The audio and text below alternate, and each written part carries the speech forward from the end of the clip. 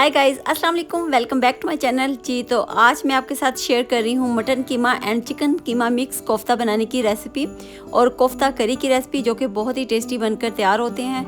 Chicken कीमा और mutton कीमे को जब हम मिक्स करते हैं तो बहुत अच्छा फ्लेवर आता है। कोफ्ता बनाते हुए ज़्यादातर लोगों की कंप्लेन होती है कि उनके कोफ्ते फट जाते हैं या फिर टूट जाते हैं। तो आज जिस तरीके से हम कोफ्ता बनाएंगे तो इंशाल्लाह आपके कोफ्ते कभी भी नहीं टूटेंगे और जो चीज़ें इसमें डालेंगे उससे बहुत ज़्यादा टेस्टी बनकर तैयार होंगे। चलें बनाना स्टार्ट करते हैं। और यहाँ पर हमने लिया है 1 kg मटन कीमा और 1 kg हमने चिकन का कीमा लिया है। और यहाँ पर हमने लिया है 1 कप सब्ज़ धनिया, 4 ग्रीन चिली, 3 पीस हमने जिंजर के लिए हैं और 8 पीस हमने गार्लिक के लिए हैं। और अब इन सारी चीज़ों को हम बारीक सा चॉप कर लेंगे।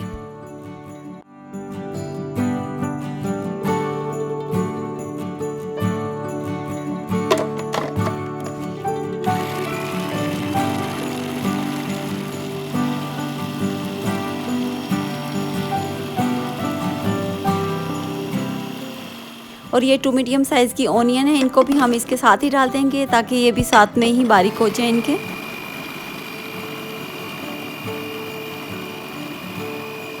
और ये अब हमारी सारी चीज़ें अच्छे से चॉप हो गई हैं। तो अब हम इसमें चिकन का कीमा ऐड करेंगे। चिकन का कीमा भी हम सारा नहीं डालेंगे, थोड़ा सा हम बचा लेंगे।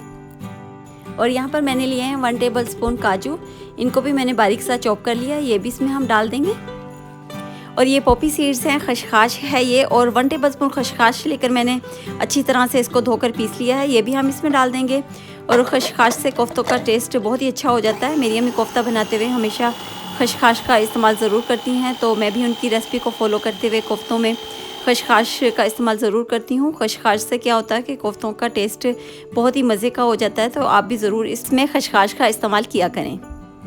और ये सारी चीज़ें कीमे में अच्छी तरह से मिक्स हो गई हैं। अब हम इसको एक बाउल में निकाल लेंगे।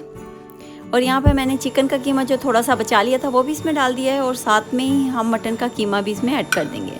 और अब हम इसमें डालेंगे 1 teaspoon red chilli powder, 1 teaspoon कुटी सुर्ख मिर्च, 1 teaspoon garam masala powder, 1 tablespoon ज़ीरा पाउडर, 1.5 टेबल स्पून धनिया पाउडर, 1 टीस्पून हल्दी पाउडर और 2 टेबल स्पून हम सॉल्ट इसमें ऐड करेंगे, नमक। और अब हम फ्लेम को ऑन करेंगे और एक फ्राई पैन लेंगे और उसमें 4 टेबल स्पून हम बेसन ऐड करेंगे। बेसन को हमने लो फ्लेम पर रोस्ट करना है और तेज़ फ्लेम पर ये जल जाएगा, इसलिए हमने फ्लेम को लो ही रखना है। और जब बेसन थोड़ा कलर चेंज करे और खुशबू आने लगे तब हम फ्लेम को ऑफ़ कर देंगे। हमारा बेसन तैयार हो जाएगा इस्तेमाल करने के लिए। हम इसको भी कोफ्ते में डाल देंगे। आप भुने हुए चने लेकर उनको भी ग्राइंड करके वो भी आप इसमें ऐड कर सकते हैं। और हम अपने हाथों को अच्छी तरह से वॉश कर लेंगे और इन सारी चीज़ों को हम अच्छी तरह से मिक्स करेंगे। आप चाहें तो इसमें एक एग भी यूज़ कर सकते हैं।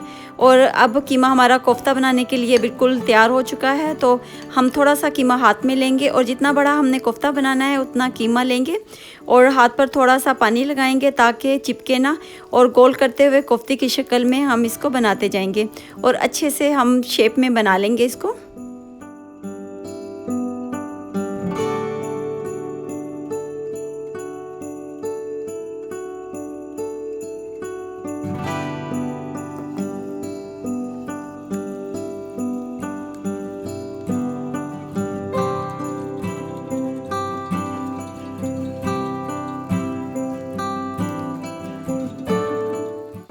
और इसी तरह से हम सारे कोफ्ते तैयार कर लेंगे। इसके बाद हम इसकी ग्रेवी बनाएंगे।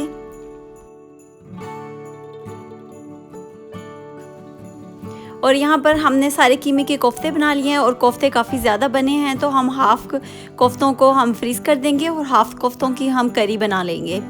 और इसी तरह से हम कोफ्तों को फ्रीज़ भी कर सकते हैं और जब ज़रूरत हो या कोई गेस्ट आए तो हम आराम से निकाल कर बना सकते हैं इनको।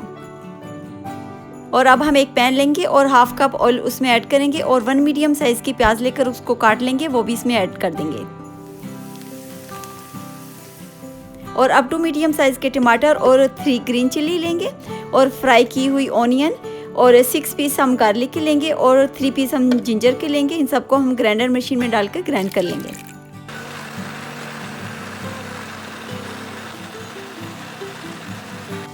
जिस ऑयल में हमने प्याज फ्राई की थी उसी ऑयल में हम इन सब चीज़ों को डाल देंगे और फ्राई करेंगे। और अब इसमें डालेंगे 1 teaspoon salt, 1 teaspoon red chilli powder, 1 teaspoon ज़ीरा पाउडर, 1 टेबलस्पून धनिया पाउडर, 1 टीस्पून पेपरिका पाउडर और half teaspoon garam masala powder, 1 teaspoon हल्दी पाउडर। इन सब चीज़ों को डालकर हम अच्छी तरह से मिक्स कर देंगे और थोड़ा सा पानी डालकर हम इसको ढक देंगे और थोड़ी देर के लिए हम इसको पकने देंगे।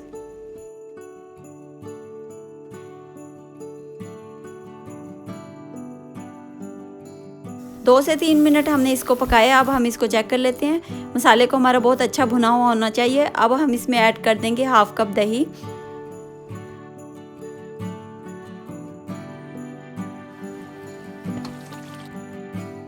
और मसाला हमारा बहुत अच्छी तरह से तैयार हो गया है। अब हम इसमें कोफ्ते डाल देंगे। कोफ्तों को मैंने फ्राई नहीं किया है, मसाले में ही मैं इनको पकाऊंगी। और कोफ्ता डालने के बाद हमने चम्मच से बिल्कुल भी नहीं हिलाना है। 10 मिनट तक हम इसको पकाएंगे, फिर उसके बाद हम इसको आराम से चम्मच से हिला सकते हैं, फिर ये बिल्कुल भी नहीं टूटेंगे।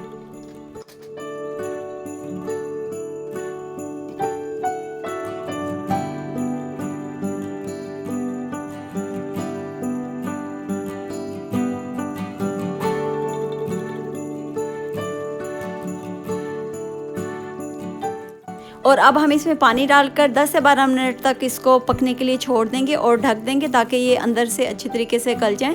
और आप जितनी ग्रेवी रखना चाहते हैं आप उसमें उसी हिसाब से पानी ज़्यादा या कम कर सकते हैं। और अब हम इसमें 3 ग्रीन चिली डाल देंगे और एंड में हम धनिया डाल देंगे। और आप ये देख सकते हैं कि कोफ्ते बहुत ही मज़े के बन के तैयार हुए हैं। और अब हम इनको डिश आउट करते हैं।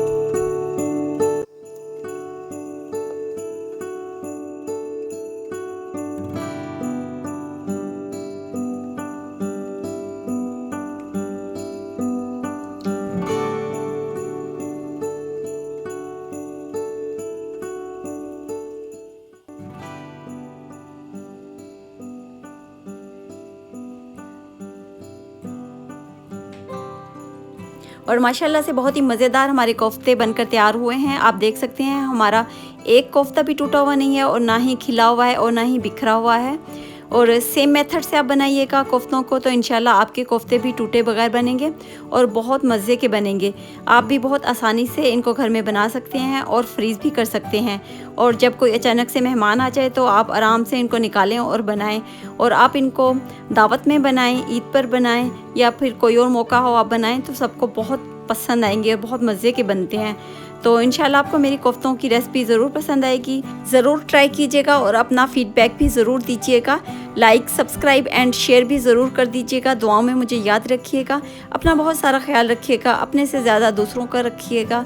Thanks for watching. Take care. Bye bye. अल्लाह हाफिज़।